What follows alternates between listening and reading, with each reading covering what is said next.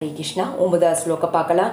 மச்சிதா மத்கத பிரணாபோதந்த்ய பரஸ்பரம் கதயந்தஸ்ச மாம் நித்யம் துஸ்யந்தி ச ரமந்தி ச. இப்போ தூய பக்தரின் இயல்பு இங்கே வர்ணிக்கப்பட்டது. அங்கே தங்களை இறைவனின் திவ்யமான அன்பு தொண்டுல முழுமையை ஈடுபடுத்துகிறாங்க. அவர்களது மனசு கிருஷ்ணரின் தாமர திருவடிகள்லேருந்து திசை திருப்ப முடியாது. அவர்களது கான்வர்சேஷன் எல்லாமே ஆன்மீக விஷயங்களை பற்றியது தான். தூய பக்தர்களின் அறிகுறிகள் இந்த ஸ்லோகத்தில் ரொம்ப தெளிவாக கொடுக்கப்பட்டிருக்கு. பரமபுருஷரின் பக்தர் அவரது குணங்களையும் லீலையும் புகழ்வதில் தினசரி 24 மணி நேரமும் ஈடுபட்டிருக்காங்க. அவர்களது இதயமும் ஆத்மாவும் சதா சர்வ காலமும் கிருஷ்ணரில் மூழ்கி இருக்கிறாங்க. மேலும் அவங்கள பற்றி மற்ற பக்தர்களிடம் விவாதிப்பதில் அவங்க ரொம்ப ஆனந்தமும் அடைவாங்க. பக்தி தொண்டில் ஆரம்ப நிலையில் இருக்கிறவங்க சேவை செய்வதன் மூலமாக தெய்வீக ஆனந்தத்தை அடைகிறாங்க. அவர்களது பக்குவ நிலையை அடையும் போது பகவத் பிரேமையில் உண்மையாக நிலை பெறுவாங்க. அதே போல திவ்யமான தளத்தில் நிலை பெற்றவுடனே இறைவன் தனது திருத்தலத்தில் வெளிப்படுத்தும் உன்னதமான பக்குவத்தை அவர்களால் அனுபவிக்க முடியும். பகவான் சைத்தன்யர் திவ்யமான பக்தி தொண்டினர் உயிர்வாளிகளின் இதயத்தில் விதைக்கப்படும் விதைக்கு ஒப்பிட்டு சொல்றாங்க. பிரபஞ்சத்தின் பல்வேறு கிரகங்கள்ல எண்ணிலடங்காத உயிர்வாளிகள் சுற்றி கொண்டேதான் இருக்கு. இவர்களில் ரொம்பவும் சிலர் தான் தூய பக்தரை சந்தித்து பக்தி தொண்டை புரிந்து கொள்வதற்கான வாய்ப்பை பெறக்கூடிய அதிர்ஷ்டசாலிகளா இருக்கிறாங்க. இந்த பக்தி தொண்டு ஒரு விதையை போலதான்.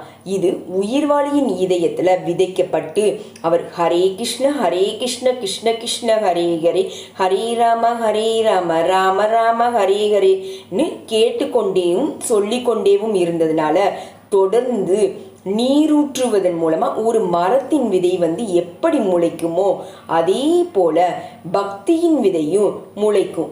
பக்தி தொண்டு என்னும் இந்த ஆன்மீக கொடி படிப்படியாக வளர்ந்து ஜட உலகின் திரையை கிழிச்சு ஆன்மீக வானில் உள்ள பிரம்மஜோதியின் பிரகாசத்தினுள் நுழையுது. ஆன்மீக வானில் ரொம்ப உயர்ந்த கிரகமும் கிருஷ்ணருடைய பரமலோகமாகிய கோலோக விருந்தாவனத்தை அடையவும் முடியும். இந்த கொடி தொடர்ந்து வளருது. இறுதியில கிருஷ்ணரின் தாமரை திருவடிகளில் அடைக்கலம் பெற்று அங்கேயே அந்த கொடி நித்திய வாழ்வு வாழுது. ஒரு கொடி வளரும் போது பூக்களையும் பழங்களையும் படிப்படியாக வழங்குவது போலதான் பக்தி தொண்டு என்னும் இந்த கொடியும் பழங்களை உற்பத்தி செய்யுது. மேலும் ஸ்வரணம் கீர்த்தனத்தின் மூலமா அதை தொடர்ந்து நீரூற்றப்பட்டு வருது. பக்தி தொண்டும் இந்த கொடி சைத்தன்ய சரிதாமிரத்துல அதாவது மத்திய லீலை அத்தியாயம் 19 முழுமைய விளக்கப்பட்டிருக்கு. அங்க சொல்லப்பட்டபடி பரமபுருஷரின் தாமர திருவடிகளில் முழு தாவரமும் தஞ்சமடையும் போது பக்தன் இறை அன்பில் முழுமையாக ஆழ்ந்து விடுவாங்க. அதன் பிறகுதான் நீர் இல்லாம எப்படி ஒரு மீனால வாழ முடியாதோ அதே போல பரமபுருஷன் உறவு இல்லாம ஒரு கணமும் வாழ முடியாத நிலைய அவங்க அடைகிறாங்க. அந்த நிலையில் அதே போல நிலையில பரமபுருஷரான உறவினால அவங்க திவ்யமான குணங்களை உண்மையில அடைகிறாங்க. ஸ்ரீமத் பாகவதம் முழுமுதற் கடவுளுக்கும் அவரது பக்தர்களுக்கும் இடையேயான இந்த உறவினை பற்றி வர்ணனைகளால நிறைஞ்சிருக்கு. அதனால்தான் ஸ்ரீமத் பாகவதம் பக்தர்களுக்கு ரொம்பவும் பிரியமானது. இது பாகவத்திலேயே சொல்லப்பட்டிருக்கு. ஸ்ரீமத் பாகவதம் புராணம் அமலம் யத் வைஸ்வனானம் பிரியம்.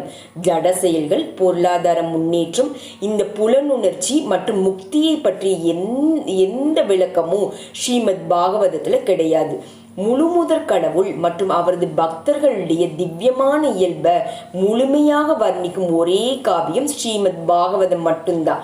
அதனாலதான் கிருஷ்ண உணர்வுல முன்னேற்றம் பெற்ற ஆத்மாக்கள் இளைஞன் பெண்ணுடைய சங்கத்துல ஆனந்தமடைவதை போல திவ்யமான இலக்கியங்களை கேட்பதில் இடையிறாத ஆனந்தமும் அடைவாங்க. ஹரே கிருஷ்ண கிருஷ்ண கிருஷ்ண ஹரே ஹரே ராம ராம ராம ஹரே ஹரே ஹரே கிருஷ்ணா.